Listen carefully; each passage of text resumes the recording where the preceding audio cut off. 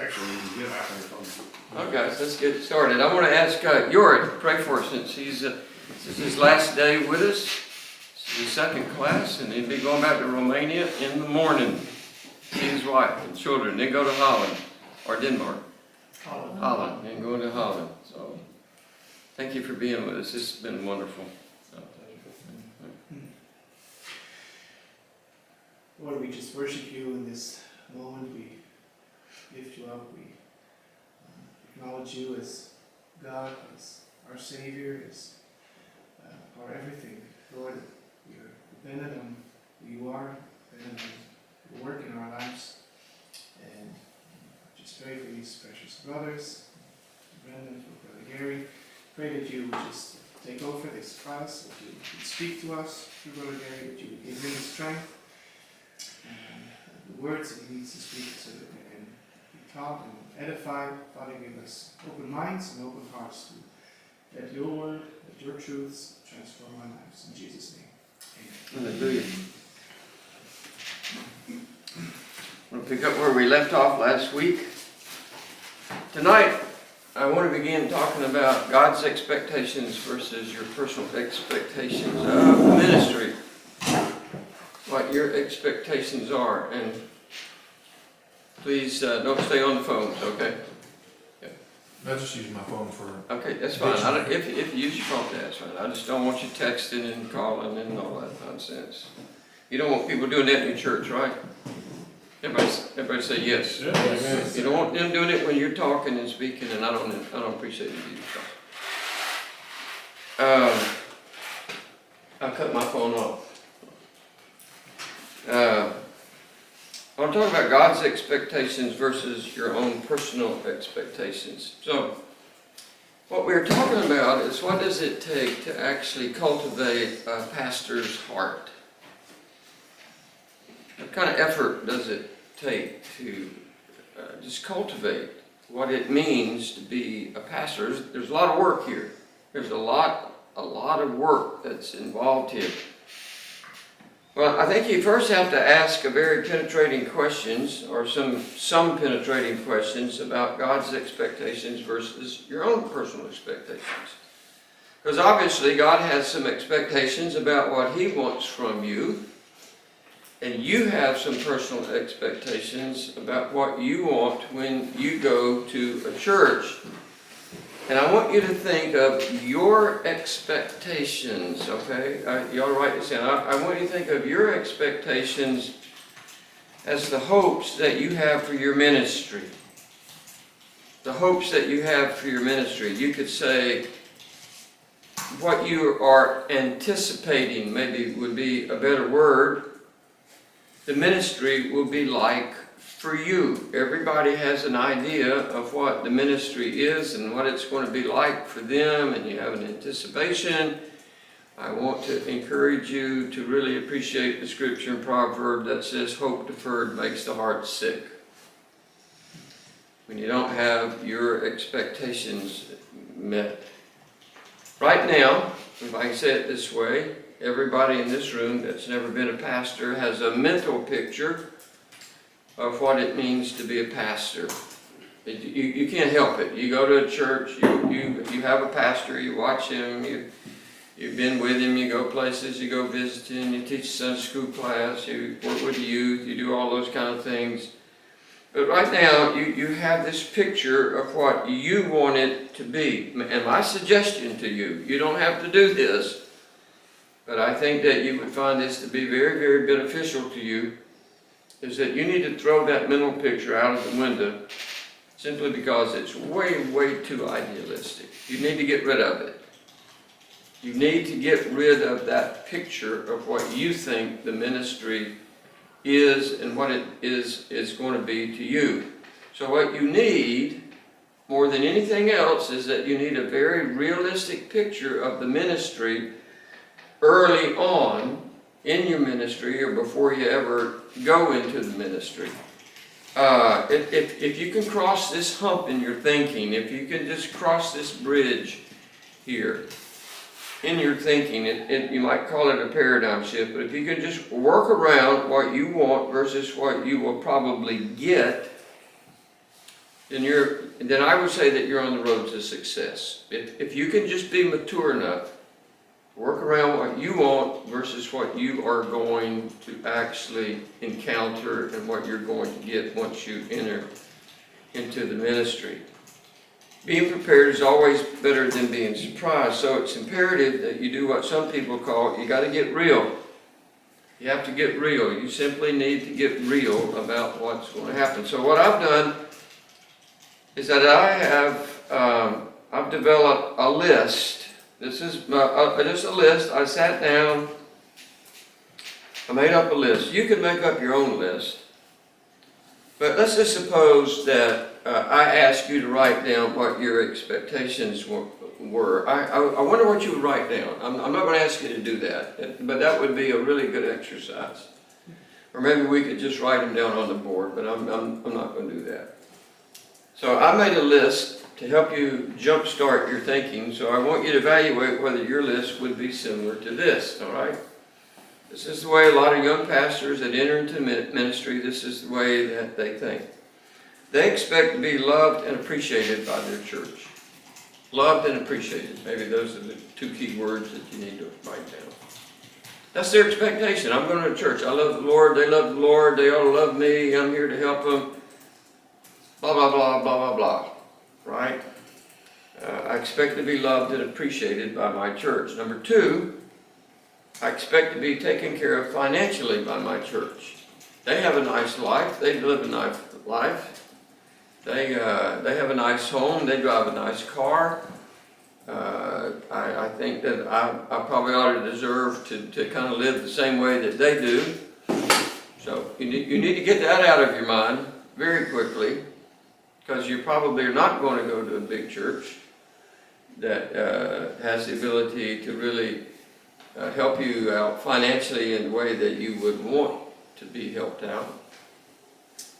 Number three, I expect that our church will begin to really grow shortly after I arrive there. Now, good luck with that. You know, once I get there, everything's going to change, right? My preaching is going to be better than the other guys, and my church is going to grow because I'm there, and I'm going to be a great pastor and love my people. That's maybe an unrealistic expectation. Number four, I expect that people will love my preaching and teaching. I expect that people will love my preaching and teaching. It doesn't matter how good your preaching and teaching is. There are going to be people that do not like it. They don't like you. They don't like your personality. They don't like your delivery. They don't like your dress. They don't like this. They don't like that. Anything to avoid having to listen to you. Why do they bring you on then? Huh? Why do they bring pastors on? I can't tell you. I'm just telling you, it's an unrealistic expectation. It's just an unrealistic expectation. These are the things that you need to just get over the hump and change your way of thinking. We need to have a paradigm shift here. Number five, I expect that our attendance will steadily outgrow our facilities. Our attendance will steadily outgrow our facilities. Well. All you have to do is just ride around a little bit, right? Just ride around, and normally the facilities in most churches are much, much larger than what the number of people that actually come there. Number six, I expect that I can bring on additional staff personnel fairly quickly to help me. You can't. You won't. I want to say to you just here that the people, if you do have a church that allows you to bring on extra staff personnel, they might be your biggest hurdle. They might be your biggest hurdle. Trust me. Just trust me. I've had some winners that I wouldn't want anybody to have. Number seven, I expect that I'll have the full support of my new staff personnel. Good luck. All I can tell you is good luck. Maybe you will, maybe you won't, but you better be prepared not to. And they can create more trouble. One staff personnel can create more trouble. One leader, one deacon can create more trouble than the entire church. in the ministry that you have. Number 8, I expect that the members I have will begin to really grow in their relationship to Christ. Well, why is that? Is it because of your great teaching? You know, you're really good preaching, and now they finally see the light? Well, and on that note, Gary, Huh? on that note, like, are you talking about just like, obviously, this list is really given from a position of ignorance, like you're trying to open our eyes, like these are fictitious expectations, just get rid of them, like, not realistic to expect. But with that one, I mean, are you saying that that one's from a position of, kind of like what you said, that the idea that my preaching or my teaching will be so great that they have to, or the idea that there's going to be new studies and new small groups and like that's going to be implemented? Like, I'm trying to understand like, kind of what mindset that's coming from, if that makes sense. Well, let's just back up a little bit. Okay. I mean, that's a good question. It's a very valid question. For the most part, you're not going to go into a big church that has the potential of having a lot of small groups. Right. It's just not going to happen. I mean, even if you had a church of 60, 80 people, which probably, the average church in America is less than 100 people. Mm-hmm. Or Baptist church in America is less than 100 people that attend on any kind of regular basis. I imagine over here, y'all probably have, what, 90? I think we probably run between 60 and 80 on Okay. or something. Okay, so, and so when you first come into the church, what you're really looking for is you want people to really grow. They're not going to grow.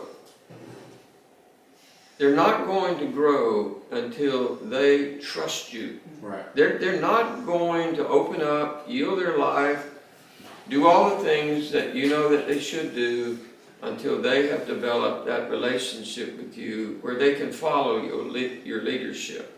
And that's where the average young pastor just kind of screws up. He just messes up really bad. He goes in, he thinks it's just his preaching that's going to just draw everybody to the Lord, and you know, this is a great message, but they get used to that. They can get used to good preaching without actually trusting you. Right. You know? So what you're saying is more from that standpoint of you just stand up, gotta- give your spiel, and sit back down. That's not. I'm saying ultimately, you got to stay there. You can't bolt and run, and we'll talk about this Right. on the next page, but you can't just go there and have these expectations, and because they're not met, get frustrated with the people and run. It will happen in time. All of these, I'm very loved and very appreciated by my church. My church is not big enough to take care of me financially, and I know that, and I don't want them to. My church hasn't really grown. They didn't grow shortly after I arrived there. I think that my church really appreciates my preaching and teaching. We've had some really questionable staff personnel. Unfortunately, I was involved in choosing. But I do think that my church has grown in their relationship to the Lord. I think if there's any one of these areas here, that's the one area that I would say that that's been the greatest area it's had the greatest meaning for me. But it did not happen immediately, and it will not happen immediately for you. And so that's really what the focus you're getting at is don't have this idea of putting a timeline that it's got to be. Okay, I got you. If you do, you're going to be disappointed. Right. And once you get disappointed, you're going to get discouraged. Once you get discouraged, you might depress, and before you know it, you're going to be gone. And you're just going to take the problem somewhere else and run into the same problem. So you'll be bouncing around from church to church. Yeah. Yes? Just one question regarding this last one. I spoke with a church, and they were saying that they were taking a church-wide survey, Mm-hmm. and that they were discussing in the survey what the people in the church thought, that how the church needed to grow, where the church was lacking. And they were going to use that information to dictate what the pastor preached on. Is that normal? Like if they say that if the church is lacking in prayer, they want to be able to come to the pastor and say, we want you to preach on prayer, or whatever the case may be. Is that normal? Is that I'd never heard anything like that. It seems kind of unreasonable to dictate what the pastor's going to preach to an extent, I guess. I mean, depending on. I think it's reasonable to listen. And to, if somebody asked me to preach on prayer, I'd go, well, hallelujah, I'd be glad to do that. You know, if they talked about, man, we need to be more evangelistic, I'd go, hallelujah, I'd love to do that. I Okay. think a lot of that depends on the maturity of the church. That's right. I mean, if they all say, you have to start preaching, I don't know, music, because that's what's on their mind. Right. I would just be worried that it could have the potential to become a issue with the church trying to put their thumb on and dictate what the pastor's going to do. You can't go and you're the new guy on the block. You don't just go in there with authority. Right. You don't go in there with influence. You don't go in there with anything. You have to earn everything. And if you don't listen to what your church is telling you, there's a good chance. My church, when I first went there, the only thing they cared about was getting some young couples in. And we did. And we got young couples that were just having babies. And that made it even worse. We had one guy, I remember, Ernest, he would cry. He would weep when he would see the children in the church. Because I don't think he had seen any for about 25 years. So that was very meaningful to him. But they didn't tell me what I had to do. They told me, they said, our church is dying. We need some young couples. The first thing I tried to change a little bit was the music, just some blended music, and guess who was against that? Just take a guess. Music director. The music director. Because he had been doing it his way forever. So he finally leaves the church, which was a good thing. All right, it was a good thing. I'm glad he left, because he was a hindrance, and he brought that spirit with him when he came up. I mean, just standing up there to lead the music, he was against me doing what I wanted to do. So I had to bring somebody else in, and that really helped for us to kind of get off the ground a little bit in that area. So, number 9.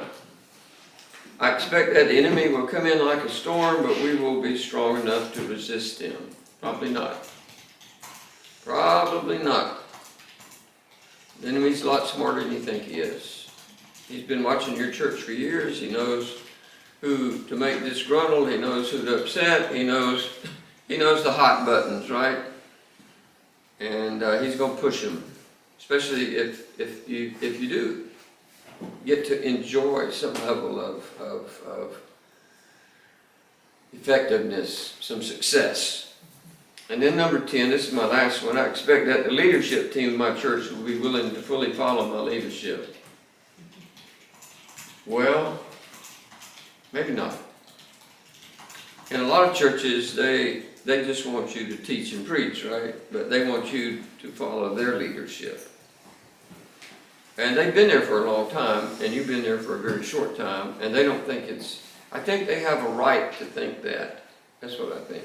I think it'd be wrong for some young guy that's never had a church to go into a church and just to sort of make all the decisions. I don't think you have that right. I think you have to earn that right. And you don't want to do that anyway. You want to have a strong leadership team that works together. We have a really strong leadership team. We don't, whatever we do, me, Chris, Andy, Larry, we are in unity about it. We're in unity about it. Unanimity, I think, is the better word. We don't argue. We just come. We approach everything. There's never any arguing. There's discussion, and if we don't all kind of have peace about it, we don't do it. We just wait until the Lord just sort of leads us to a place. But I'm very fortunate in that, because I don't think any of us, there's no power struggle going on. There's just no power struggle going on like there are in a lot of churches. The people that generally are involved in the power struggle are the ones that give money, that give more money than other people, that they have it. And they feel like they have a right to, but they don't. They don't. Money is not, it's not a green light to run the church. It's probably a green light to be careful. And so, none of our elders are rich, but they all give generously. So. And just for starters, I think that's a really nice list, except for the one glaring fact that it's not realistic. You could add some other things in there. You may have some other things that you could think about and put on the list and write down. And I mean, I just sat down and wrote this, made this up kind of thing. I don't think that, I mean, just to be perfectly honest, I'm not sure that any of these may be achievable in the beginning, no matter how hard you work at it, no matter how much you care, and no matter how sincere that you really are, that you cannot achieve these kinds of things right off the bat. It just takes time for a church to trust you and to follow your leadership. And that's what you want, but you're going to have to wait for that to actually happen in the church. If you don't have if you're not willing to wait, you don't need to go into the ministry. I'm just telling you, you're going to be nothing but disappointed. Your wife's going to be hurt. Your kids are going to get hurt. You're going to move somewhere. You're going to have to move back. It just goes on and on and on. So you really want to be realistic about what it's going to take here. I want you to listen carefully. You could be going along just fine, and just one thing, just one small thing, upset the entire apple cart. Just one thing. It doesn't matter what it is. I made a list here of some. It may upset some people. In some cases, it may upset a family. Some churches are family churches. When I went to my church, I think 80% of the people there had the last name Lowe, L-O-W-E. Now that's got to tell you something, right? The Lowes. This is the Lowe family, right? This is not a church. We have a sign and it says, how does it go, Chris? It goes, Chambell Family Church. Yeah. And Chris looked at it and he said, it should have been Chambell Church Family. Family. Lady made it. Yeah. It's a beautiful plaque that his wife had made for us. And before you know it, this love affair that you have with your church, when you get there and you're excited and you got all these great ideas and you're just gung-ho and ready to go, it just dissolves right there in front of you. It's just like sugar dissolving in the hot tea. My wife's really good at that. Shake it up a little bit, and it's gone. You can't even see it. So it could be anything. I made a list of 6 things, okay? I made a list. I'm just trying to be, if you can put down whatever you want. It could be a doctrine that you were teaching. A doctrine. A good doctrine, a sound doctrine. On anything. Your church, you could be Reformed in your theology, and your church could be Arminian, and it doesn't take long for that to come out of your teaching. I'm going to stick to the Scriptures. I'm going to teach the Scriptures, and before you know it, you're gone. Because they simply disagreed with you. This happens all the time. What I'm talking about, that right there happens all the time. That's why Covington probably is at a disadvantage for somebody that's going to a church versus, let's say you're on a resume, you're going to a Baptist church and you're one of 5 or 6 people that they pulled out the resumes and they're looking at your resume And this guy went to this Baptist seminary, and this Baptist seminary, and this Baptist seminary, and this Baptist seminary, and you went to Covington, and they pull you out. Because they don't know anything about Covington. A third of the pastors in my association are Covington graduates. And there's still a stigma about it. Still a stigma. In fact, the associational missionary, they don't call him that anymore, he wants to come to Covington. He wants to come to Covington because he can't afford to go to a Baptist seminary. He can't even afford to take the online courses that are, $400 an hour or $450 an hour. You can imagine, guys, if you take it, you take this course, it costs you $300, $360 for a master level student like Chris something. I mean, there, you're talking anywhere from $1,600 to $2,000 for one course. He just says, hey, I put it up here last week. He said, me and my wife can't go. By the time we get out, we're $90,000 in debt. We're $90,000 in debt and don't have a way to pay it back. Number two, it could be a minor decision that you made without getting somebody else's permission first. There's always a chain of command in a Baptist church, in a congregationally ruled Baptist church. And that chain of command is not written down anywhere. It's just the guys that have been there the longest, that have the most money, that have that have stuck it out through thick and thin with the good pastors and the bad pastors, and watched them come, watched them go, and they're still there. And so you make a decision without getting their permission, and they get a little uptight about it. So if you take a church that's a congregationalist form of government, that's where you vote on everything, and you go out and make a decision, it's kind of you go out and you spend $200 to buy a lawnmower or push lawnmower or something, and somebody says, who gave you permission to do that? It's like, bad boy, bad preacher boy, you can get into trouble. Huh? You just divided the church. Right. There are a lot of churches, there are a lot of Baptist churches. I don't mean this ugly because they're not all that way, but there are a lot of Baptist churches where the deacons think they own the church. That's not the church you want to go to. It's just not the church you want to go to. Why? Because they don't own the church. It's not their church. I don't care what they give to it. I don't care how much time they spend in it. The church is God's. It's His. Jesus said, "I'll build my church. If you want to build it, you go build yours. But I'm going to build my church." And so, if you just that one minor decision that you've made can create a landslide of criticism. I'm just telling you, one minor decision. I remember when I first got there, we had a guy that wanted to cut the grass, and it was the biggest deal on the planet.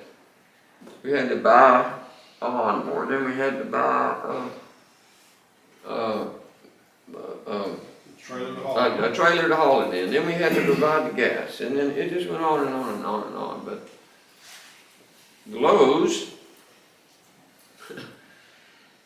they figured out that we can do this. We can do this. One person could have made that decision and been done with it, but it was a big thing at that time.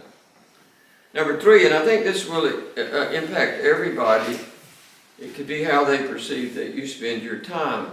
I think Alex, you had mentioned one time about a church that had expectations about, how many hours you had to work, where you had to be, how many hours you had to spend down at the church, those kind of things. I think initially you have to abide by that.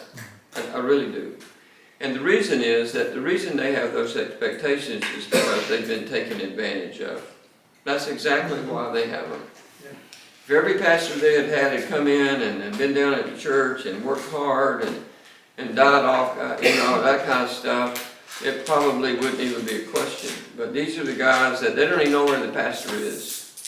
He's not at the parsonage. He's not down at the church. You can't get in touch with him. He doesn't answer his phone. So they have some expectations, and I think they are real. But a lot of times they want you down at the church every day. They want you available to them every day, all the time, 24/7, even if you're on vacation. Right? Trust me, even if you're on vacation and you got somebody to take your place. When I go on vacation and say, I give the responsibility to Chris to take care of everything, don't call me. You know, Chris always had something I really enjoyed that he would say when somebody would say, hey, there's Chris, there's somebody breaking into my house. What do you want me to do? He said, call the police. Right? Call the police. Well, he was a policeman, you know, but he wasn't on duty. And so the people in your church only work 40 hours a week, but their perception is that because you don't have a clock that you punch in at, that you don't really work like they do. And their expectation normally is that you ought to work 60 to 70 hours a week and be available 24/7, 365 days out of the year. So you can't really enjoy, it's hard to enjoy a vacation, right? Somebody dies. Somebody goes into the hospital. And you're going to get a call. And that family wants you there. I'm sorry that you're on vacation. We're so sorry to interrupt, but you know. That last mission trip that we took the teams on, that happened. One of the pastors that went got that phone call 2 days before we were about to come home that one of his church members had passed, and the wife wanted him there, and he was like, I'm 3 states away right now, but I'll be back Friday. Yeah. So there's a lot of things that go on like that. Now they may not say all that, they may not put it down in writing, but I'm telling you, it's their expectation. It's their expectation, and if you don't believe me, just go in blindfolded, and before you know it, your eyes will be wide open. So, how do you deal with the expectations there? Probably because people didn't do what they were supposed to in the past. How do you go in there and say, or deal with, I have to have time with my family. There will be times I will not answer the phone for you. If I'm taking my wife out on a date, I'm sorry what's going on with you, but or if I'm on vacation, or like I'm dealing with something with my own family, I've got to have my time. So there may be times where I won't answer the phone for you. How do you deal with that? I think you have to establish those parameters before you ever take the job. Yeah. I need time off just like you do. I need a sabbatical. I need a rest just like you do. For those guys that, I know all of you guys in here have preached before. Do you know what one message on Sunday does to me? Just spiritually, what it takes out of me, how much it drains me. You know, at the end of the message, I'm just kind of exhausted, and it takes some time because I poured my life into this for just getting ready for it, and I'm tired. I'll preach for 4 hours tonight. When we get in the truck to go home, I'm exhausted. I mean, I'm exhausted. Just completely slapped, worn to a frazzle, you know. I'm gonna let Brenda drive, and you know, I'll do that. So I think, Barry, that you have to, that you personally, you have to set your agenda as well as letting the church set their agenda. Your agenda cannot be unreasonable. I've got to have 8 weeks of vacation. Yeah. You know, I'm only going to work no more ever over 40 hours a week. You can't say all of that kind of stuff. I'll be here for you, but when I'm gone, I'll have somebody else to take my place. And I'm not going to be. If I'm on a date with my wife, I'm going to cut my phone off. You know, and if something happens, I think you have to set. I did that when I first went to chime bell. I did. And most of what I said related to the amount of time that I could spend at the church, the amount of time I could spend visiting, which was almost zero. I told him I'm not going to visit. Don't expect me to come to your house, which I didn't. If you're in the hospital dying, I'll come. But I'm not coming over to your house every week. I don't even have a plan to visit. I don't even have a plan, so don't expect one. And they bought into it, and it's been that way for 28 years, and nobody says anything about it, you know. So, was that right or was that wrong? At that time, it was right for me because I had a full-time job, 7 to 7, which took all of my time. So, I think as long as you set the parameters. Alex and I were talking yesterday about this thing about hopping around from church to church to, he was asking about, it gets a little tiring, doesn't it? Just going from here to this church to that church and filling in. And I said, man, if you're going to do all this stuff, you need to go as an interim pastor. Tell them that's what you want to do. If they want somebody to come once a month, tell them you're not interested. Just tell them you're not interested. It takes your family away, your kids are away from the church. If it takes some of these churches, the church that he's going to right now has been without a pastor for 2 to 3 years, right? 2 to 3 years. Now that's got to tell you something. So if they want you to come down once a month or twice a month, why? Just say no. Hey, I have a family. He told me that that nobody's wanting to do it anymore as well. I guess because people have been circulating through there for so long that he's just having a hard time finding people to even come down and fill in. Yeah, well, if you tell him I'll be an interim pastor, and that's what I want to be, and we'll have a Sunday morning, Sunday night, and Wednesday night church as an interim pastor. I think some churches just want a preacher, they don't want a pastor. That's right. So, but if you do it as an interim, here's the good thing about being an interim pastor. All right, I was an interim pastor, but they never looked. They didn't have anybody out looking for somebody else, which worked out fine for me.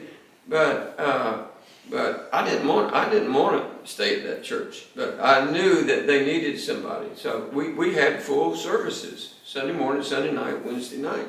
As soon as I took over the interim. But what the interim period does, and what we were talking about, is that it gives you a chance to evaluate the church as well as the church a chance to evaluate you. And I would say if you're a good interim pastor, 50% of the time they're going to want you to come probably be their pastor, but you may not want to.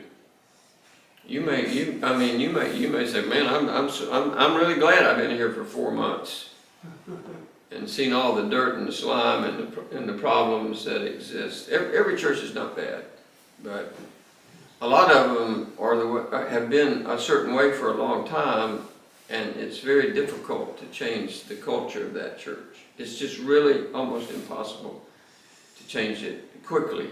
You can do it. It's the paradigm shift is going to take some time. So at least you know what you're up against. You start seeing them on their good days and their bad days. That's right. Just like David. That's right. That's right. But that's a good word picture. You know, and so being an interim pastor, as opposed to just putting your resume out there and just running around from place to place, and they're looking at 8 people rather than you, to say, hey, look, I'll be an interim pastor until you find somebody, and I think you'll be a lot better off. I just think you'll be a lot better off. For you 3 men at this church, I'm shocked that you guys wouldn't just stay here and they use you completely. But if somebody else makes that decision, for whatever reason, I wouldn't fight it too long.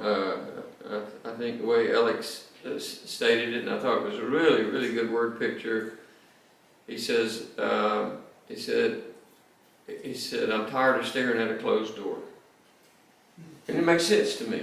You know, because there's some churches, they've already got the mind made up as to what they want. They got the leadership team that knows what they think they want, and off they go. So the question is, well, what if you don't have a church to go to as an interim? You stay where you are. You keep growing where you are. You keep doing what you are until God opens up that door for you. And then you take it. I certainly had no clue that I would be the pastor of this church. In fact, the first time I went, I said, nope, nope, nope, nope, nope. It's not happening, you know, but it did. And I'll tell you a little bit later if I get that far in the notes, or I'll tell you now. And I've told you before, but I will tell you now. When we get to I'm going to give you 3 things. I don't think I'll finish tonight, but when I'm going to give you 3 things that indicate that of how to cultivate your pastor's heart. And one of those is that you have to love your people. You have to love you have to love God, you have to love His Word. That's number 1. You have to love your calling. You have to love what God has called you to do. You've got to know that you've been called, or you will be out in the you'll be out in the pasture real quick. And thirdly, though, you got to love your church. The only thing that my wife and I had on the pro side is that we had grown to love this very elderly congregation. That's all I can tell you. That was it. That was it, honey. And that was the only thing we had on the pro side, is that we loved the people. And it was that love that we had for those people that helped me to be a pastor to them. All right? If I had all these other demands about you got to take care of me financially, you got blah, blah, blah, and you got to do that, and it's not the right kind of, I don't believe in the Congregationalist government, blah, blah, whatever it is, it would never have worked. But it worked because we cared. And, Gary, yes. back to what Barry said, is the reason that they look at a pastor when talking about expectations of time, is that because they don't actually value the pastor's time and they believe that the pastor is expendable? They can find another pastor just as easy as they found another one, so they don't have that respect for time? Or is it that they just really have unrealistic expectations of what? I think it's the latter. They don't understand. I just think they've never been a pastor, so it's got a family. So their expectations are that they don't know how long it takes to put a sermon together. A good one, anyway. That's right. They think you go to desperatePastors.com, desperatepreachers.com. I can't help but think it's a selfishness thing. I don't mean that negatively. No. They don't get it. Like, they're looking at it from the position of, well, what do I want out of my pastor? What do we need out of my pastor? And we expect him to do it. Right, and not so much, well, our pastor has needs in a life and a family just like we do. And so they get so focused on that, well, we need this, and this, but fail to take into that account that you have Brenda, now you've raised your kids obviously already, but you've had your family, you've got your wife, you have your time. They just, like I said, I don't think they necessarily do it maliciously, but it's just that, well, I know this is what we need, so we need our pastor to be able to do these things. It's just an unrealistic expectation. It seems like it's like working for public service.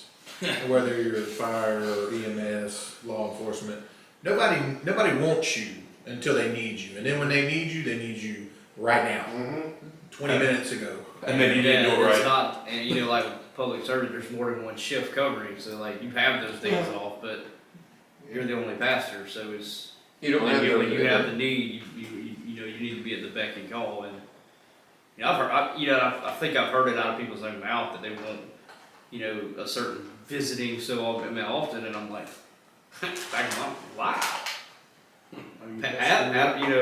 Adam didn't come to my house to visit. He had other stuff to do. And I wasn't constantly texting him asking stuff because he had stuff to do. If I couldn't learn to figure it out on my own or learn to go to God myself and talk to him about it, well, what's the point of me constantly running to him? Everybody's not like that though. And in a church that is has never really been taught, a church that just, Adam was a good Bible teacher. But in a church that's never been taught and hasn't had really good pastors, that's a preaching, teaching problem in my mind, that's why a lot of people. Yeah, 'cause have a lot it. of them that are out there that, you know, there is one that comes to mind that will remain nameless, but just, like, I've warned somebody to leave that church. He's been there for a long time, I like the guy. But, He's not taking them any place. no. No. I mean, it just, if you stand up to speak on Sunday morning and you don't open up a Bible, you're wasting time. I could go on YouTube and hear something better than that. Yeah, that's the truth. I could have stayed home in bed and probably been more edified than coming to your church. But, and that's the, sorry, I saw Alex said, but, I know who he's talking about. he knows what I'm talking about. So maybe a pastor like that needs a more strict program to stick to, because maybe he's just lazy and doesn't put time into preparing. I think for some pastors, having like a weekly program that the church knows what to expect from him, knows how many hours he studies, and of course it's not something that's just fixed every week, but I think it clears up a lot of the fog and helps pastors to be disciplined. But that's what I'm saying, you can't, let me say it the positive way, you have to be a part of establishing what the expectations are. Yeah, I mean, you have to be a part of it, because if you don't, you're gonna become a one-man band. I guess like you said, we have to be aware of, not only do we have to go in there heavy-handed for our expectations, but understand that the improper expectations that are there could be because there's been no shepherd there. There's just a bunch of sheep running around doing sheep things, and there's been no shepherd. You know? You don't wanna go around just beating up dumb sheep. If I can say it that way. No, I'm serious though. I'm serious. I mean, because a lot of people are just, they're the way that they are because of where they've been for so long. You know, they've just been in a bad environment. I feel sorry for kids going to public school. Oh, yeah. You know, I mean, I just feel sorry for them. Well, yeah, like when I was a resource officer, they called, hey, I need you to come sit in the principal's office when we have this parent meeting. Okay. And they knew why the kid was acting, I knew what the kid was doing. When the parent walked in, I was like, well, no wonder he acts like this. The parent, I've been to their house, the parent acts like this. No wonder. No wonder this is going on. Oh yeah, just home life. I hated that. Like you wonder, there's no wonder why the kids are acting like that because the parents are worse. Yeah. I mean, I had a mom one time cuss her kid out in front of me, and I walked over to grandma. I'm like, if you don't fix that, I'm about to give her something to complain about. I'm like, you know what? I'll take a few days home to set her straight. It's Oh, like he was good about that. just the way she talked to the child or whatever. Just, if there's no shepherding there at home, what can you expect? So it's a cascading effect. It's like a slow moving, what do they call it? The Slow avalanche, the glacier. Yeah, the glacier is just kind of, Just creeping. just keeps creeping down, it gets bigger and bigger as it goes. Let me give you number 4, I got three here. I mean, those are great questions, guys, and I really appreciate what Alex told me today. He really appreciated this class. He said this has been a really eye-opening class for him. Just to kind of make us aware, so we don't have rose-colored glasses on. Number 4, it could be something your wife said to somebody that they did not like. The reason I say that is because I know one pastor that basically was forced out of his church by a family that did not like how his wife had handled the discipline of some really rowdy children in a Sunday school class. He wanted, do you need to go cut? Okay, go Well, I cut. can't reach that anyway. No, you can go cut the air conditioner. I tried, man, I tried. That's all right. Couldn't reach it. That's all right. It could be something, and And the lady that was teaching the class, she was right on. Because all of these students, this one or two kids in the class from this one family were just disrespectful and completely disrupting the class. She couldn't get anything done. They weren't paying attention. They were pulling the other kids into it, and so she kind of just put them in the corner, made them be quiet. They wouldn't do that. She finally went to the parents and just said, look, either you got to come into the class and take care of them, or they can't come into the class, because I cannot handle the disruptiveness for this class. They're ruining it for everybody else. But that was it. That was it. And the pastor was gone in a very short period of time, because this was kind of an influential family in the church. And they just didn't appreciate it. And your wife's going to get pulled into teaching Sunday school and teaching training union and taking care of nursery and all those kind of things. So you got to be careful. Number 5, it could be a perception that they have about your motives for doing something. Their perception. Perception is a really serious word. Perception is stronger than reality. And so they may think that you're looking for more power, or that you're looking for more control, where in reality you're looking for more integrity and more character in what your church is doing and what's going on. And so immediately when that happens, you're kind of placed under their proverbial microscope,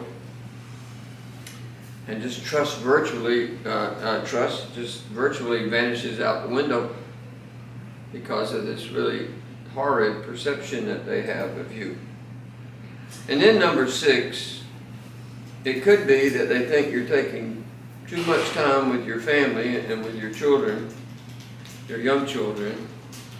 But listen, all their kids are going to the soccer practice and the ballet practice and the gymnastics and the basketball practice and the football practice, and they don't show up at church on Wednesday and blah, blah, blah, blah, blah, blah, blah, blah, blah, blah, blah.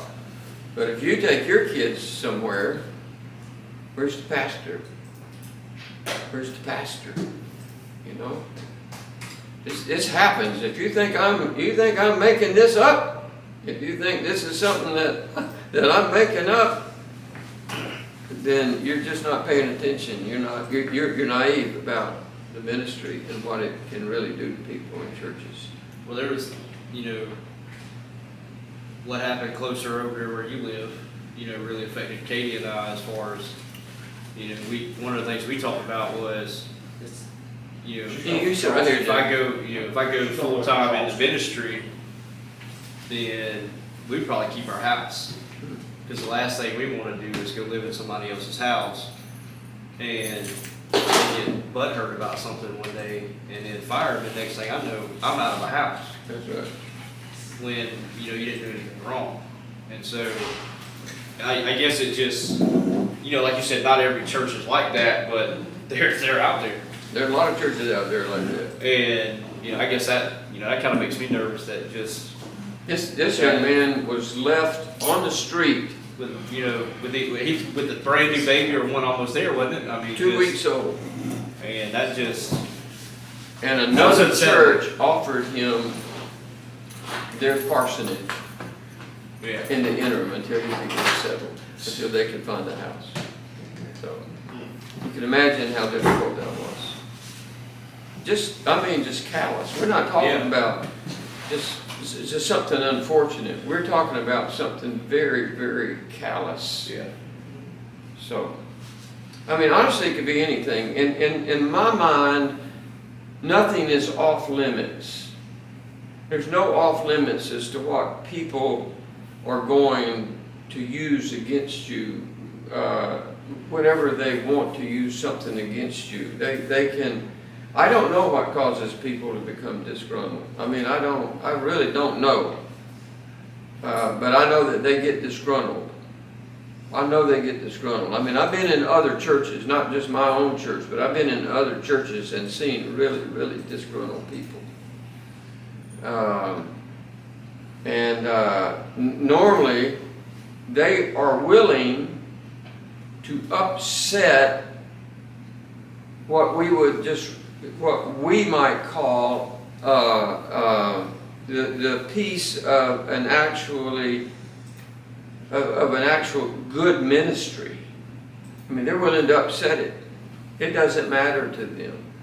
They want their way. They're going to fight for it. It doesn't matter who gets hurt. Doesn't matter how many people gets hurt. Doesn't matter how many people leave the church.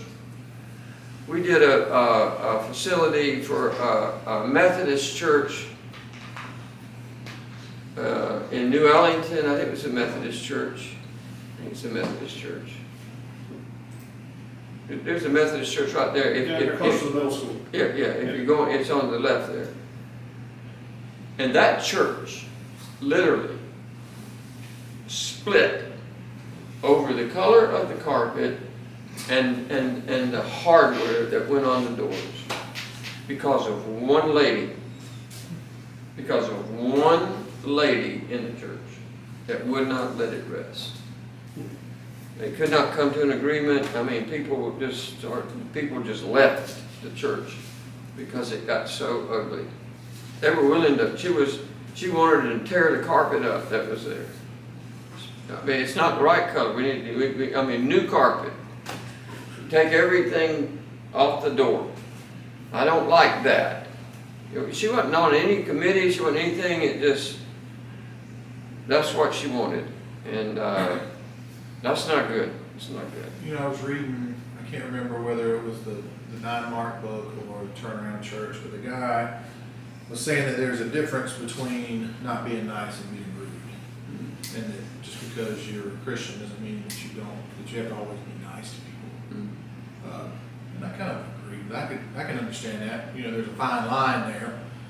If you're short-tempered, it's probably best not to attempt either of those. But, you know, when do we come to the point where we're like, okay, well, you know, like the book said, you've got people that are causing problems within the church that everybody can see holding the church back. When do you come to the point where it's like, it's time to go? You can't go. Either you're going to leave or the church is going to die and close the doors. I don't know what the answer to that is. I would say that what I'm trying to do for you is to create in you a mentality, a mindset that says we're going to have problems. I know that we're going to have problems. I'm going to figure out how to deal with them. I'm not going to just pick up my pony and ride. I'm not going to just start sending out resumes because I don't like what's going on. I'm going to learn from this. I'm going to stick it out. There may be some really, like the one in where I live, that the guy had no choice. They just ran him out of town on a rail. There was nothing he could do. He needed to leave. But that's not always the case. And I think it's your ability to work through the difficulty that creates your leadership. That's what creates it. Not that you get mad, angry, frustrated, irritated, and off you go, and I can't handle this anymore. Well, you can. You're the leader. It's like General MacArthur in World War II said, I don't know what else to do. You guys do it. He never walked away from the battles that they had to win, right? But that doesn't mean that you can be unchristlike or that you can't say something that's strong. There are times that you need to say something that's strong. And I want to say there are times that there are people in your church that need to be told they need to leave. You did that with the teens, and my youngest daughter was one of them. Who? My youngest daughter was one of them, because they were acting a fool. They didn't want to be there, never did the studies, never gave a hoot. And you called them down and were right stern, and rightfully so. And said, if you don't want to be here, be done. And we won't have this class anymore. And it was over. And that's fine, that's what needed to happen. And they didn't come back. They didn't come back, just And I cut wasn't, that bush down, be done with it. I wasn't upset about it. But he wasn't rude, but he was to the point and firm. Right. What's he gonna do? So there are times when you're gonna, if you are a leader, there are times that you're gonna have to speak strongly. Yes, James? I read that about Charles Stanley today, that when he took over his church, he was associate pastor. And they were trying to get someone else and didn't want to take him. And then the church started growing, they couldn't find anybody, and then the people wanted to keep him. And when they did, 39 of 59 deacons resigned, that they took him to be their pastor. And they wanted him, the deacons tried to tell him to step down, and he said, "Oh, I'm not stepping down," you know, so. Yeah, but there are times when you have to make hard decisions. But you can't do it if every time you have problems, you run away from them, you know. We're gonna talk about, we're still gonna be talking about that in this section. It's like marriage, right? Right? No? Who used that? Did you use that? What's that? The marriage? Yeah. You said dating.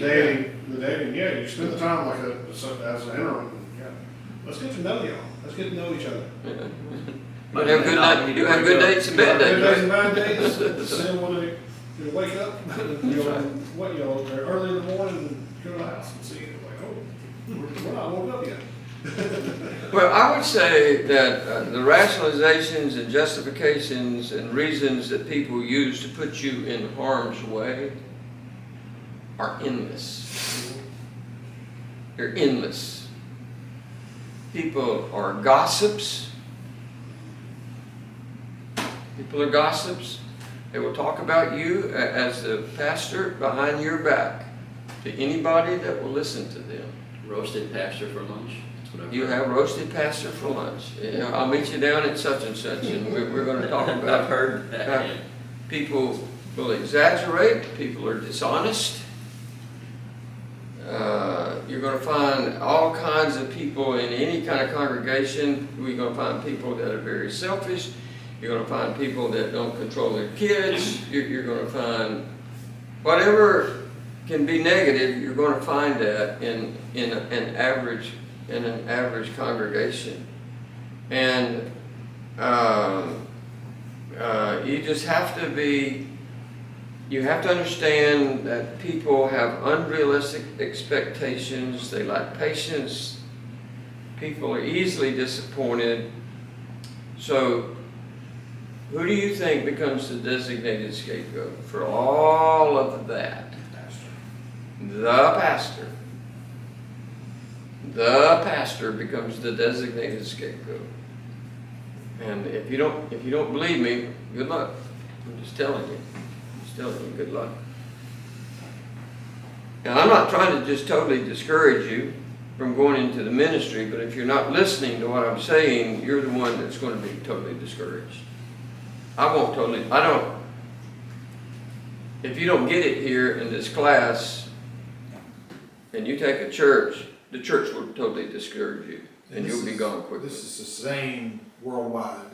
The church in Romania has the same exact problems as the church here. They have worse problems than we do. You shared some Because stories with me. in Romania, everything is about power and control. Everything. In all the churches, it's about power and control. And it's a hierarchical system where they own the church. The Baptist Union owns the church. They have the leaders. They can dismiss you. One of the guys that interprets for me, two of my best students, one of them was a video, and he's in a town of 50,000 people.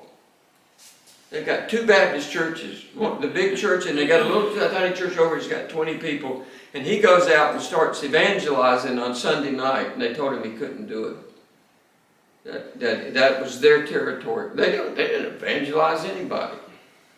And he didn't stop, and so they defrocked him. They brought him in, they took his ordination away from him, and the bad part about it, if I can just draw it up here, he lived in a house like this. It was kind of a common house. I'm gonna simplify it, okay? And the church was here. This was the church. This was his house. This was his father-in-law's place. Father-in-law. And this is where his mother-in-law lived. Separate houses? No, it's one house. It's just one building. It's just one. No, he was, father and mother-in-law were separated. Yeah, they were separated, but he still had a place there because he came back. He came back here to work, and they had a big garage over here or something like that. I don't know what it was. This little courtyard was actually smaller than this. I could just pull this whole thing over and put it there like that, right, or something like that. The church owned that. The Baptist Union owned that. The whole house? No, they owned that part of the house. Oh, That's the only way. That's the only place they had to start a church in the city. I mean, in this little town of about 200 people. But once they started it, the Baptist Union got the church, and they turned the ownership of that over, and they still own it. They still own it. They defrocked him. didn't you guys reordain him or something? We did. We brought him here and ordained him as we ordained him at Bob's church up in Turbyville. So. And that's legit in Romania still? Sure, he was ordained. He was ordained. So, what's his name? Cornell? Same thing happened to him. Same thing. Power, control. Because he was evangelizing and reaching people that nobody else was reaching. And the big guys upstairs didn't like it. They thought he was, that he was, Competition. huh? Competition. Yeah, competition. Yeah, that's a good word. So, you have to appreciate that church life is not always going to be pretty, and it's certainly not going to be that pleasant all the time. Here's what I believe you have to understand, so listen carefully. I'm going to give you several statements here as we go through this. Leading a church as a pastor, it makes many demands on your life. And those demands can be very harsh, they can be very overwhelming at times, all right? That was leading a church, not leaving. Yeah, leading, That makes a lot more L-E-A-D-I-N-G, sense. leading the church. It's gonna make many demands on your life, it's gonna make many demands on your family, and those demands can be harsh, they can be overwhelming at times. However, if you are mentally and spiritually prepared, right? It's like going to war. I can say it that way. You know who the enemy is, right? It's us. But if you are mentally and spiritually prepared for dealing with those demands, and you do it the right way, then the ministry can be extremely rewarding. I love my church. I love everything about it. I love everything about it. I love every person in it, every child, every person. I don't know, there are times when I'd like somebody to do something differently, but I don't really care that much. I'm not going to make a big issue of it. I love my people. I love my church. It's very rewarding. I think there are a lot of young men who are entering into the ministry for the first time. They consider it a real challenge when somebody like me is addressing these kinds of problems that are going to come up in the ministry, and deep down in themselves, this is what they're saying. Everybody listen to what they're going to say. This is what they're going to say. It's not going to be like that for me. I have a good Greek word for that. Everybody knows what it is, right? Baloney. Baloney. It's not going to be like that for me. Well, no, just because you said that, it's going to be like that for you. Please do not believe what you are telling yourself. Don't believe the lie that the enemy is trying to get you to believe. Because if that describes the way that you actually think about the ministry, the enemy already has you exactly where he wants you. He already has you in that place that he wants you to be. Self-confident, arrogant, cocky. I got this. I can do this. I'm different than everybody else. No, you're not. You're just another statistic waiting to happen. You're just another statistic waiting to happen. Here's what the ministry requires. It requires that you become, literally, we've written this word down, I'll write it again. It requires that you become the model of everything that your church needs. You're the model. You are to become the model of what it is that they are lacking in that church. It will be simple things: love, respect, courtesy, forgiveness, kindness, patience, being on time.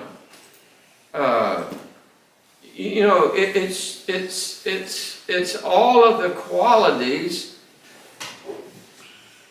of being diligent and faithful. That's what you are a model of. And that's where you want to spend your time. The politics will take care of itself if you will take care of your character. If you'll take care of your character will take care of the politics. All right? I think the problems that surface during your ministry, you ought to write this down. I mean, you ought to write, or just have these 3 words in your mind, that the problems that take place in your ministry, especially initially, I think that for the most part, that you could say that they have been designed by God. They've been designed by God to get you to where He really wants you to be, to a deeper level of character in your own personal life. Listen, here's what you can't do. There are several things that you cannot do. You cannot run from God's. There's 2 things. From God's character development. You cannot run from it. He's going to get you. He's the hound of heaven. He will find you. You cannot run from it. If you're unkind, if you're ungracious, if you are unfaithful, if you are lazy, if you are always late, if you are argumentative all the time, if you are you have no gentleness about your life, God is going to find you. And He's going to send those circumstances in your life to change that. Right? You can, if you don't believe that, you do not need to be in the ministry. God's going to deal with you more than anybody else in your church. Right? Good luck. Right? I think Moses he went through a lot. He made one mistake. God says, you can't go in the promised land. He struck the rock. Everybody knows the story. And the other thing that you cannot escape is that you cannot escape God's learning curve. These 2 things go hand in hand. You cannot escape it. It's part and parcel. It's resident at the church that you're going to go to. God has a plan. He wants to develop your character to people that you don't like, that don't like you, and He's going to put you on a learning curve. What happens when you run from either one of those? Swallowed by the whale. Huh? The makeup test is harder. That's right. You've got to take the test again somewhere else, and all you've done is just waste time. Right? You do not get a reprieve from this. You do not get a reprieve. You have to go through this. Every pastor has to go through this. Because none of us that go into the ministry, none of us, myself included, I'll tell you about myself here in just a little bit. When I first went into the ministry, I'm going to be perfectly honest with you as to where I was and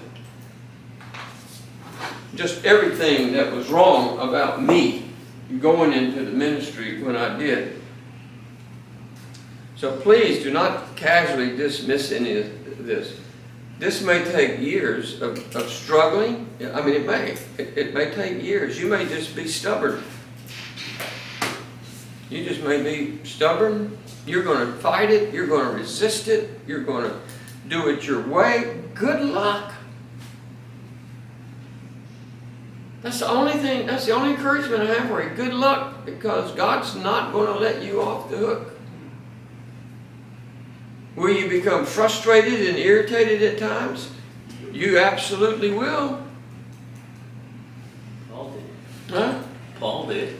You'll be frustrated, you'll be irritated. Will you find yourself just wanting to walk away at times and just leave the ministry? You will. You will. Don't think that you're any different from half the other guys that are in the ministry right now. That have been in the ministry and want to walk away from it right now. Will there be times when you become highly disappointed with the people you're pastoring? Yes, sir, Bob. Yes, sir, Bob. That's the way we say it. I don't know what they said in Romanian. Yes, sir, Bob. You will be. You'll be very disappointed with them. You'll be disappointed with how they treat you and how they treat other people. And every pastor goes through these very difficult times in his life. So here's how you want to think. Everybody listen carefully. I'm going to give you something. You ought to write down what I'm going to tell you in just a minute. I'll tell you when I get there. This is how you want to think before you ever enter into the ministry. You want to build this literally into the fabric of your brain, into your mind. You want to think like this. In my series that I just finished, you want to connect your mind with your life. Here's what you want to see. Here's what you want to say. I want to see God's hand in every difficult moment of my ministry. I want to see God's hand in every difficult moment of my ministry and the people in the church that I pastor.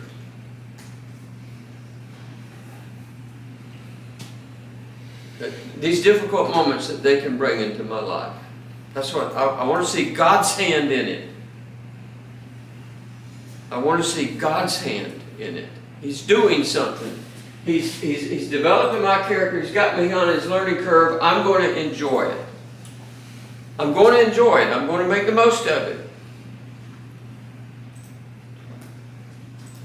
The idea that you want to fully develop in your life is that you will not run from the trials and let the enemy win. You're going to embrace the trials. You're going to let God be strong on your behalf. And you got to kind of tattoo this kind of thinking on your brain.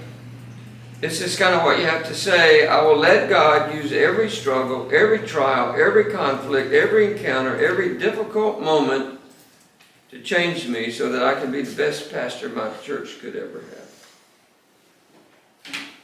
I'm going to let God use every bit of it. All the nonsense, all the ugly stuff, all the problems, all the problem people. I'm going to let God use it in my life so that I can become the best pastor. Will you stay there forever? There's a chance you may not. But when you finally get somewhere else where God maybe really has for you, I'm not into people leaving, right? Everybody knows that. But if under certain conditions you had to, you've already gone through your training. You've already gone through your character development, and the learning curve won't be near as big when you get to the next church. Because you know how to do it. I bet you learned a lot at your first fire, but you know a lot more about fires now than you did then. Right? Yeah. All this started for me 18 years ago when I married my wife. What does that mean? Character development. Yes. Learning curve. Yes. Yeah. Yeah. So if you're ever going to be able to cultivate a pastor's heart, then it's imperative that you see that a genuine pastor is somebody who sees the people. If I write it up in a different way, he sees the people that God has given him as a divine deposit in his life. A divine deposit. God has deposited these people into your life for your care. You are the shepherd of that flock. And the problem is very simple. So many young pastors discover that the ministry is much more difficult than they ever anticipated that it would be. They have unrealistic expectations. Are there exceptions? Let me ask you a question. Are there exceptions out there?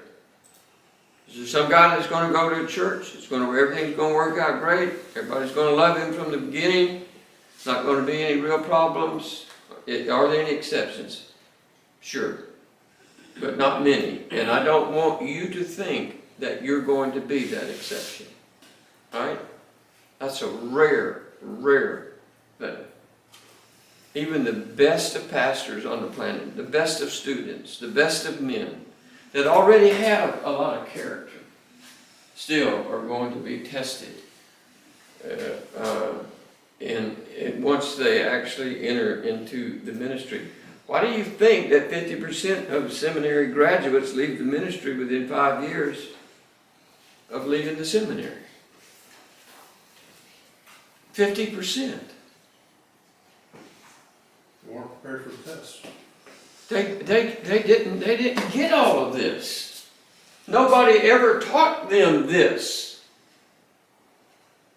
They just said, man, all I got to do is go get an education. Some church is going to hire me. They're going to see my resume. I'm a nice looking guy. I got a beautiful wife. I got 3 kids, and I'm ready to take on the world. Good luck. It doesn't work that way. Are the statistics better for people that enter into the ministry having prior life experience outside the ministry? I think it has to help. At least character development. I think it has to help. I had a lot of life experience outside of the ministry that helped me, but I got a lot of my life experience in a church.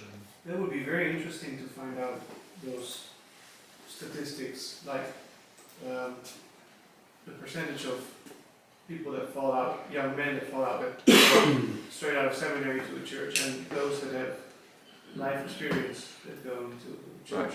You know, we used to actually give credit, we don't do it anymore, we used to give credit at Covington for life experience. Just men that had been in the ministry, weren't necessarily ordained, but had served and stuff. We gave we don't do it anymore. But we saw value in it, I think, was the reason that we did it at that time. We wouldn't give it to somebody that was 20 years old, but we might give it to somebody that was 48 years old, or 52 years old, or something like that, where we knew that they had really been through the wars, and they deserved it,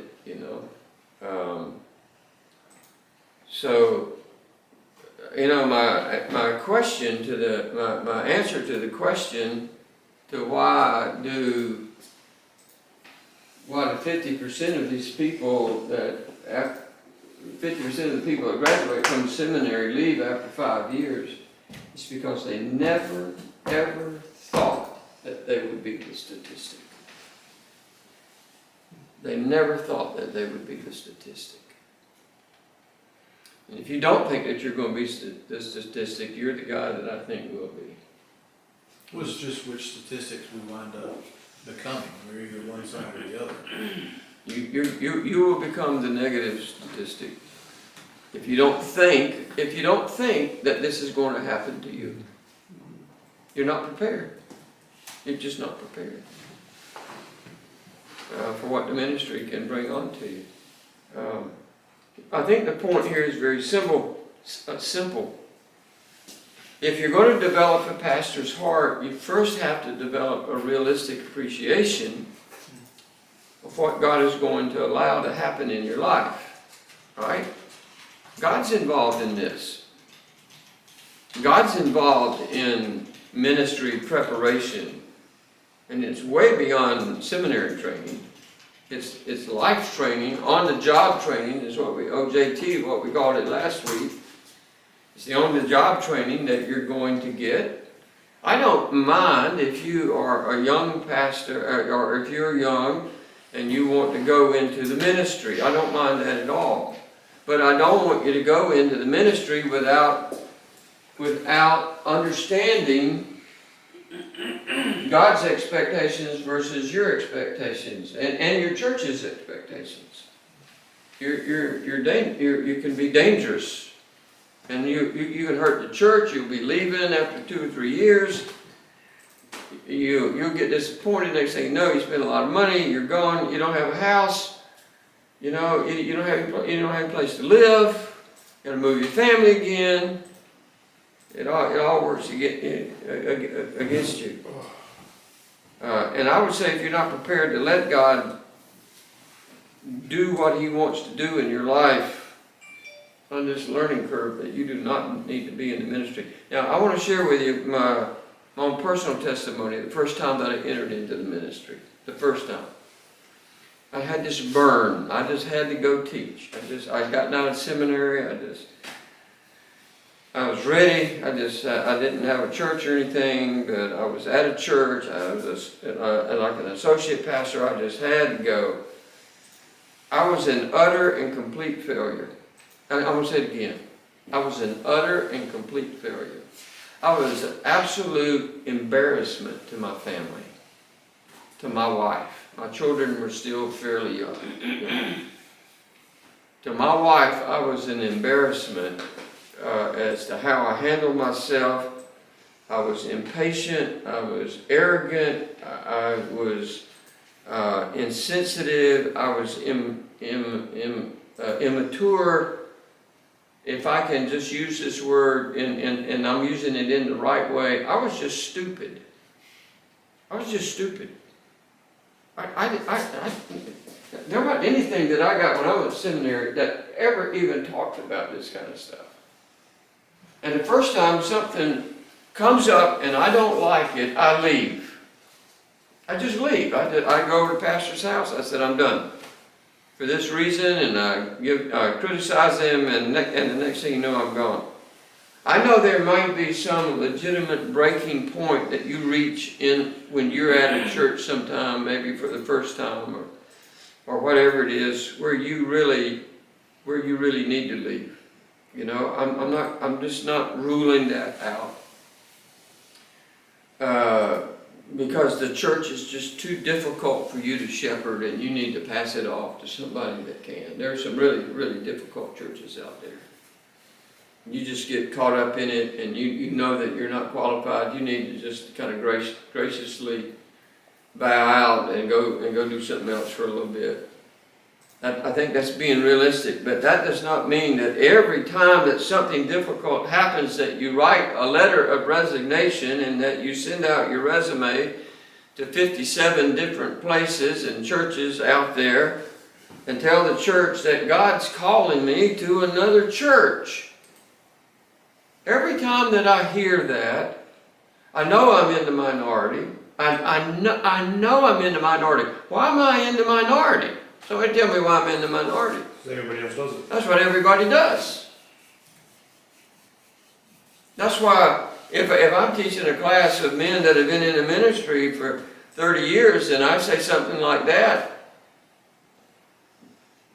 if I go somewhere and somebody says, well, and I say, well, how long have you been at this church? You know, if they ask me, say, how long have you been at this church? I said, I've been there 28 years ago. 28 years, it's like, Well, people don't stay at churches for 28 years. Well, I'd like to stay there for another 28 years. You know, it's like their expectation is so low that when they meet somebody, I mean, Charles Stanley's been in his church for 51 years. 51 years. I'm sure he went through some battles when he was there. You just cannot run from the struggles that a church will ultimately create in your life and in your family. And it's just going to happen. I don't see where this up and leaving, I can't find it anywhere in the Old Testament or the New Testament. Jonah fled, right? And God said, well, I'll catch up with you. I got something for you. I tell you, you like slime? You know? Clear Pinocchio. Yeah, I can help you with all of that. There may be some places where Jonah ran and God still used him, but he wanted to use him to call a nation back to God. And I doubt that we are any of those men that God's going to use to call a nation back to God. We may get a chance to call a congregation back to God, but not the Ninevites, a wicked group of people. And he was so stinking arrogant about it that he goes in there, he preaches, and he goes out there and starts to complain and just kill me. You know, gets under Gord, and Gord dies, and he's just all upset about the whole thing. How many days should we give our congregation? Huh? How many days should we give our congregation? Well, at least 5. I have no clue. I have no clue. Gary said he's still I counting. think it's longer than you might want to, you know. That's one thing that always kind of troubled me about, if you're going to leave, if God has called you to a different place, why wouldn't you wait until your replacement is there? Because the church doesn't want you to, probably. Oh, really? Yeah. I mean, if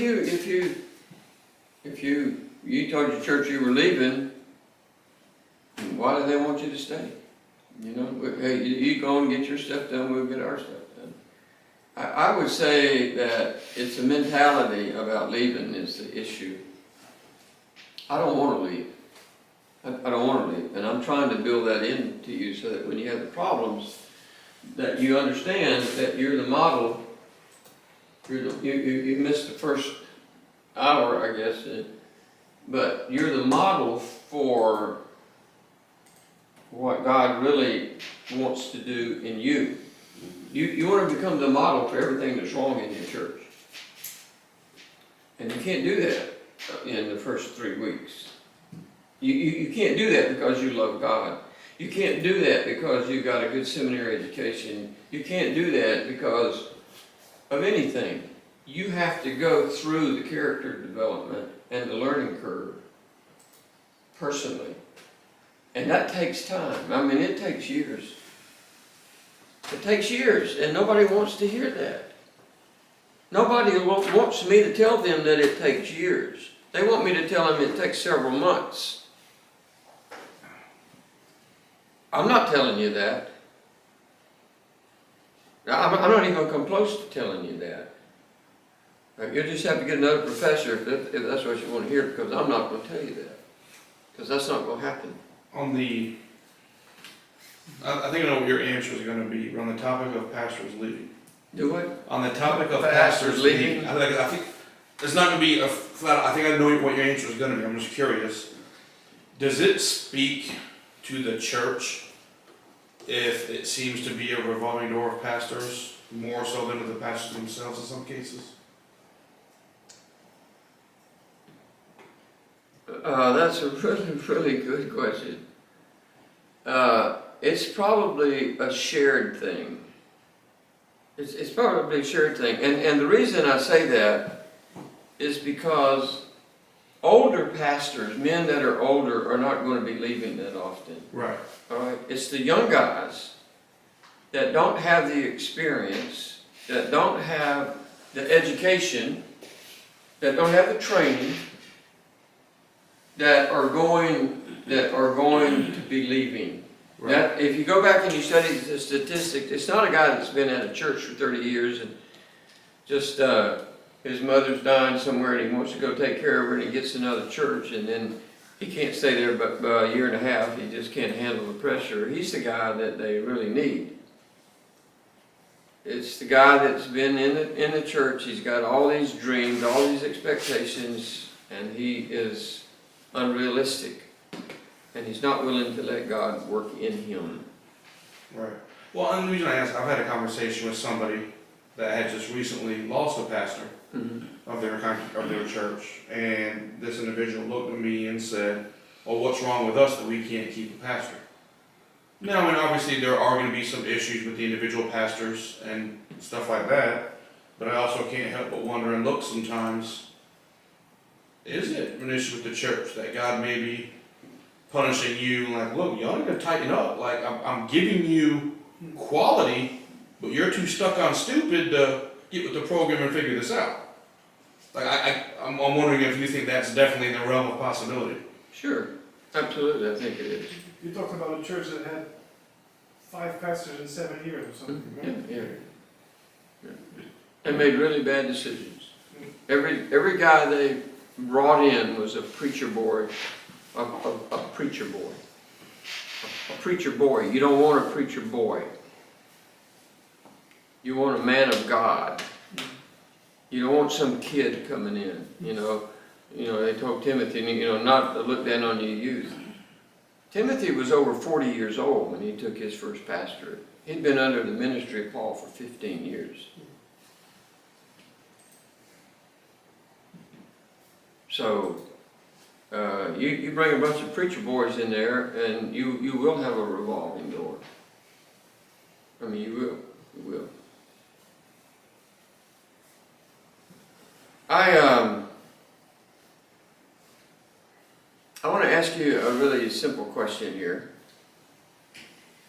So just bear with me for a little bit. How can I know if I've actually cultivated a pastor's heart? I'm going to get to the, I won't get to it tonight, but, because I just got a few minutes left, but how can I know if I've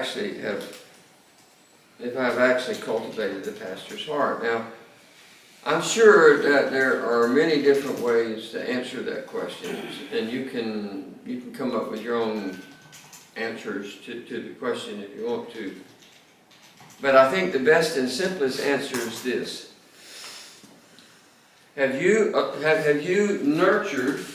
We're right here. Have you nurtured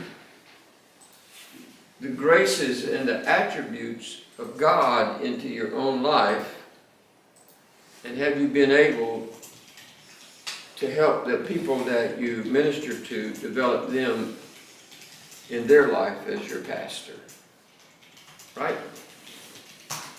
If you let God nurture you, if you let God develop the fruit of His life-changing graces into your own life, so that you can pass those on to the people that you minister to. I think that's one of the best answers that you can come up with. Let me say the obvious.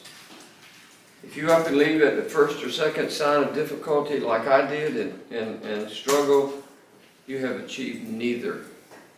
Neither. You've not let God work in you, and you certainly have not helped anybody else. You've discouraged people.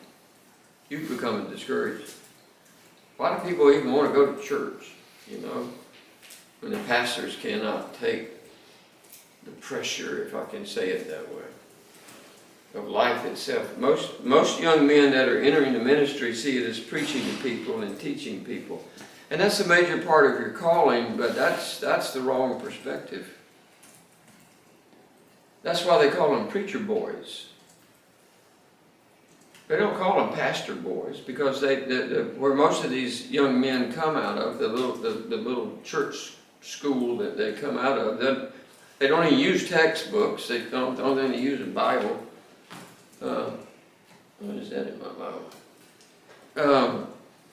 They don't they don't have a clue about what life is about. I remember one of those boys stayed 4 months, decided he wanted to go to another city that's close by, and actually start another ministry down there because his wife's family was down there, and he asked the church if they would support him. The church he was leaving, that he had been there for 4 months, said the church that he was leaving would support him for about 6 months while he's down there, starting another church. You cannot fix stupid. You can only buffle it. You just can't fix it. You can't fix it. Would you want to sit under somebody like that? Would you want to take your kids there? Would you want to take your teenagers there? To some little 22-year-old boy that has no clue what he's doing? He wouldn't have a clue how to parse a verb. He wouldn't know what the aorist tense was if his life depended on it. All he's got is some little outline that he wrote up the night before. He goes in and is dependent on the Holy Spirit. I don't get it. I would say that preaching and teaching is not what makes you a pastor. It's an important part, right? It's not what makes you a pastor. It's not what makes you a servant leader to those whom God has actually called you to serve. I don't know any other way to say it, but ministry is very demanding. It's very demanding. It's extremely exhausting. It's extremely exhausting. If you haven't had to develop a message for Sunday morning, Sunday night, Wednesday night, and maybe something else, and go visiting, and go to some deacons meeting in between every week, and just take care of everything that comes up. Do you know how long a wedding takes? Or a funeral takes? Do you know how many days it takes for a wedding? If you do it right, you have to do marriage counseling. You should do marriage counseling with that couple. Because they don't have a clue. They don't have a clue. I got asked by a couple that doesn't go to my church if I would do their wedding for them. I don't even know when it is, and I said I'd be glad to, but I want to do marriage counseling with you before you ever get married.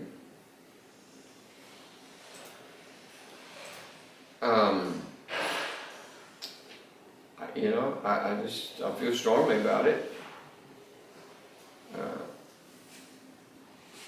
They said, man, that'd be great. That'd be great.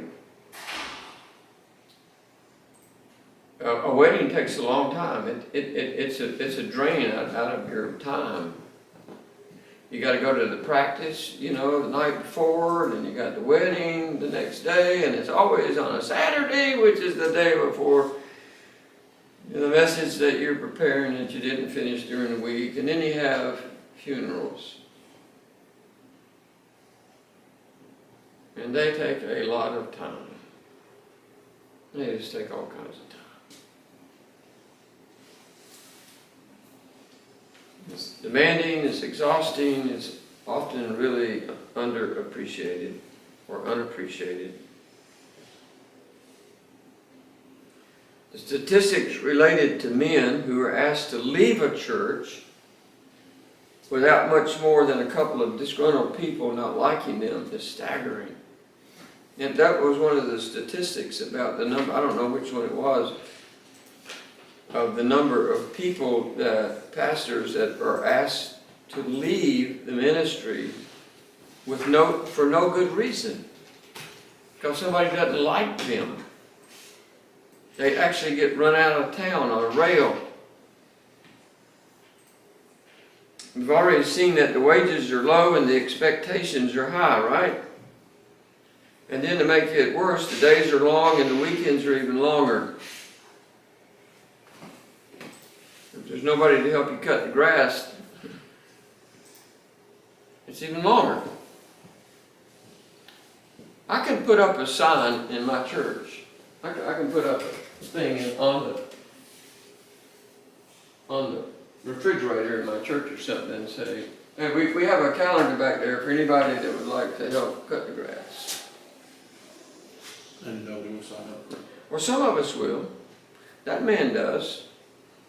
I put my name down, there's one other man that does, and everybody else is kind of like, man.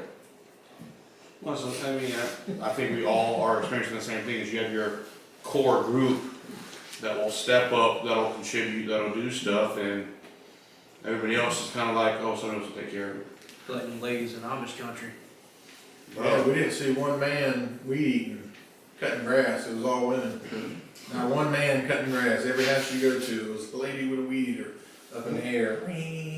I like cutting grass, I don't have mowers like you guys got.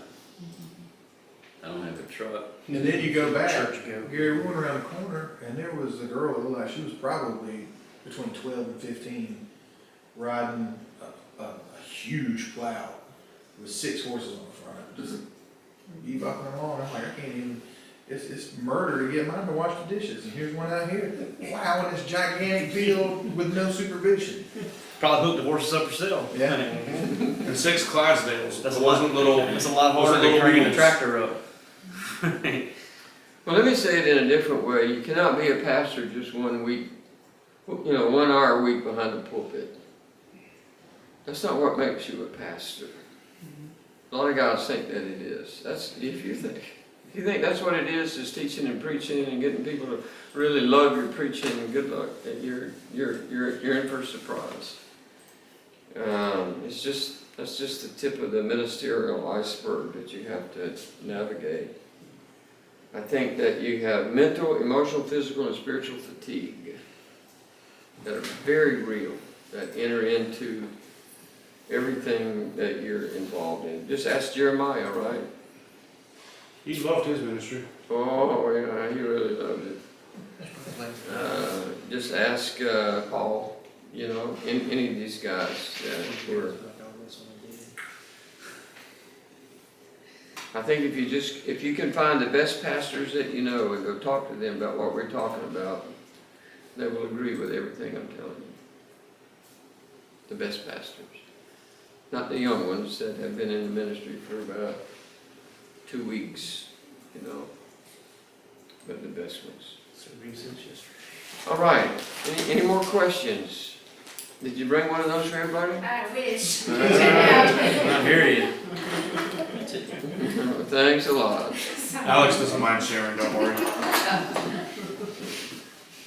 All right, let's have a close. Let's have prayer before we close here.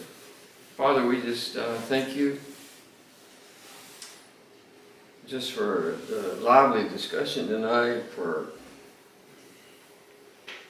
just the things that kind of stand in the way all the time for the pastor. The scapegoat, the target, the bullseye.